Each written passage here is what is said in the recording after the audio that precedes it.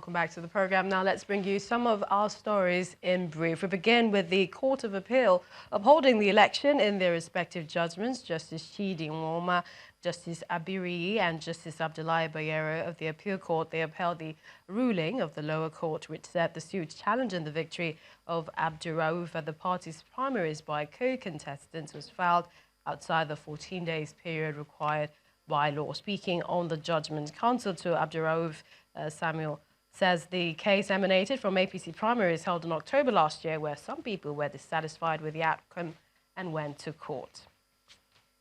Elsewhere in Kano State, Majority Leader of the State Assembly, a member representing Kano Municipal, Bafa Baba, he moved a motion for life pensions rights for the Speaker and Deputy Speaker.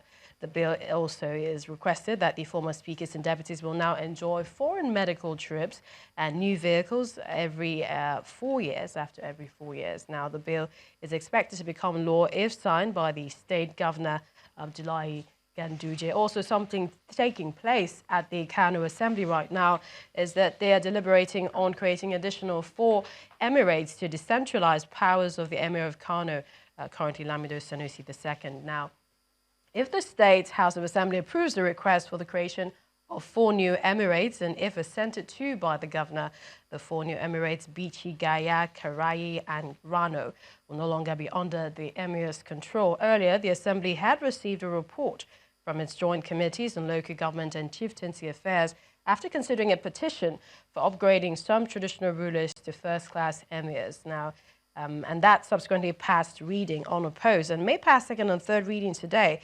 And if this goes ahead, the bill alongside the life pensions bill for Speaker and Deputy Speaker will be sent to the Governor for approval.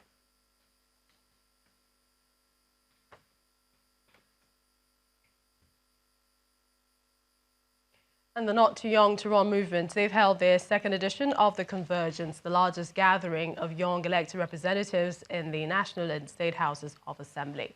Their 2-day conference organized by YIAGA Africa, the Not Too Young to Run movement, and supported by the government of the United Kingdom, is designed to inspire the newly elected young legislators with tools required for quality representation. Our correspondent Kayla Megwa captured the event.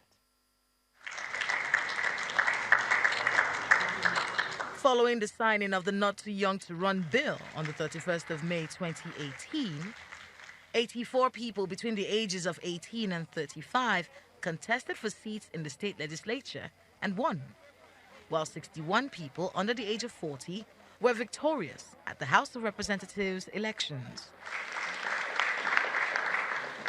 The British High Commissioner says so far, UK aid has put in £795 million into the movement. And that commitment will continue if the movement stays the course. So you might have needed support to contest in 2019, that's fully understandable, but come the next election, you'll need to run on your own achievements, to think about the legacy you want to leave behind. And I want to encourage you to support each other, particularly the relatively smaller number of women amongst you. Nigeria will not move forward if the space for women's engagement isn't widened. In his keynote address, the Speaker of the House of Representatives explains why lawmakers in the 8th Assembly took the Not Too Young to Run bill seriously. While there was cynicism from certain quarters as to the commitment of lawmakers to the passage of the bill, but as legislators, we were never in doubt as to the importance of the bill and how much youth energy will drive governance in our country. Executive Director YIAGA Africa charged the newly elected leaders to hold the executive to account and give better quality legislation. The burden is actually on you, and that is why we celebrate you today. But we also remind you of that burden.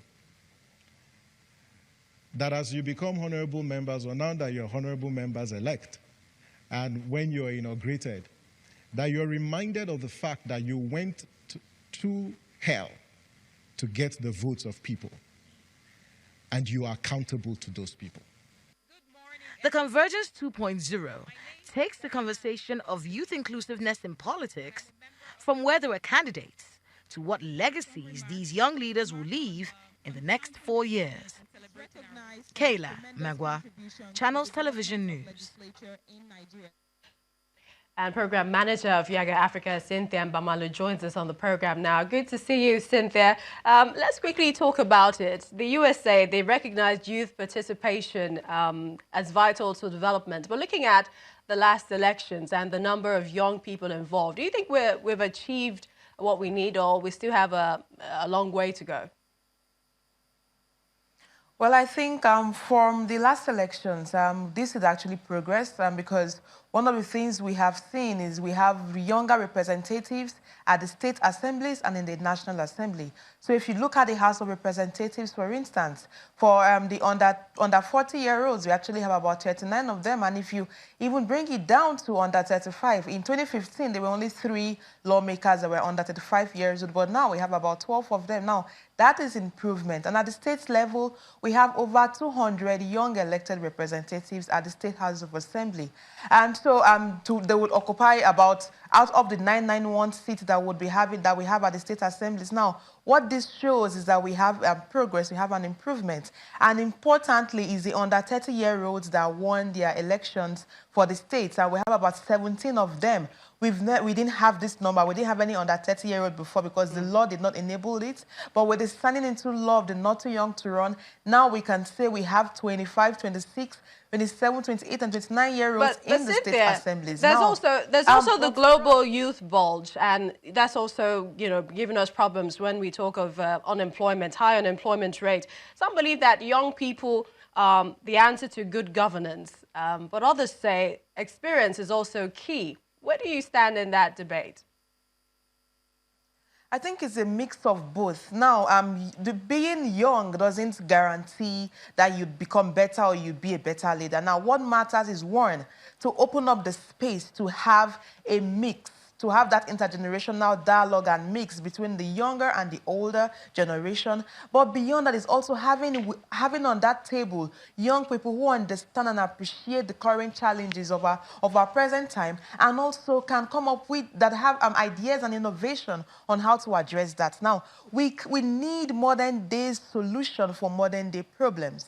And which age category or demography would present those kinds of solutions, if not the younger generation? But if you look at the conversation at the convergence, it's about leadership, power, and politics, in the sense that it's one thing to be young, it's another to understand leadership and become a model for leadership. So if you put that within the global context, it's also beyond asking young people to take leadership, but also young people to appreciate their role in taking responsibility to enable their communities to achieve purpose and succeed. And that is what we need in Nigeria, that leadership that would create that space for Nigerian citizens to develop and to grow. And then the push for young people in government is to ensure that we have that voice of this demography that will provide that solution that we need to address our challenges in present time. Program Manager Cynthia Mbamalu, YIAGA Africa, thank you for joining us on the program. Let's give you a bit of what's happening in the National Assembly, and we hear from our correspondent Larry Lasisi from the House of Representatives.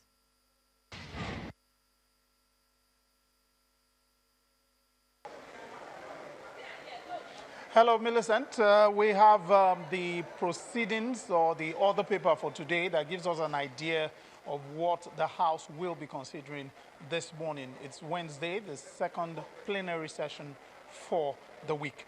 Now, 6 bills are listed for first reading. We have 4 motions on the other paper. 12 reports are due to be considered from the various committees that will come to the Committee of the Whole. And I think the most interesting one is the crimes bill. Let me get that title properly. Yes, conference report on the proceeds of crime bill. That will be looked at today. Interestingly, we have like 14 bills that will be coming to the floor for consideration. A large number of those bills will be going through third reading, and one key bill that will be going in that section is the bill to amend the provisions of the Electoral Act, which I'm sure you're aware yesterday, the House also took pains to address the concerns raised by the President when he declined assent to that bill. So that has been done, and I understand even in the Senate, the same has been done. So with this third reading, if that third reading is taken today, the bill will be returned to the President to see if it will now get assent. And so we have 14 bills that will be going through the mill this morning, some through the third reading, some through second reading. And that is the outlook from the House of Representatives today. Thank you so much, Larry Lasisi, our correspondent there with the House of Representatives. And that's how we wrap Lunchtime Politics at this time. Keep watching Channels Television, your home for the news. Join the conversation on our social media platforms at Channels TV, at CTV Politics. I'll see you soon.